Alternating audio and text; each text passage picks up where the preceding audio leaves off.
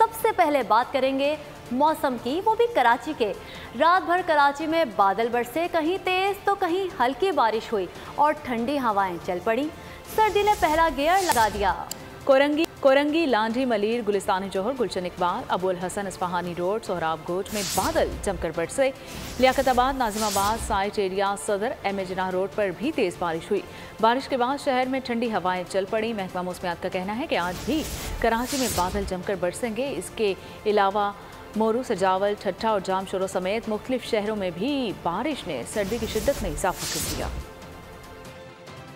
मौसम सरमा की सिंध में जोरदार एंट्री। कराची समेत मुख्तलिफ शहरों में बारिश ने टेम्परेचर कम कर दिया। शहर कायद में भी मौसम सरमा की पहली बारिश ने सर्दी को गियर लगा दिया। मलीर, गुलिस्तानी जोहर, गुलशन इकबाल और अबुल हसन इस्फहानी रोड पर पानी पानी। लियाकताबाद, नाजिमाबाद, सदर और एम ए जिन्नाह रोड पर भी बादल जमकर बरसे। महकमा मौसमियात के मुताबिक आज भी कराची में बादल बरसेंगे। बादलों ने अंदरूनी सिंध के शहरों को भी खूब भिगोया। कोटरी और जामशोरो समेत मुख्तलिफ मुकामात पर गरज चमक के साथ बारिश। मोरू में भी वक्फे से हल्की फुल्की बरसात।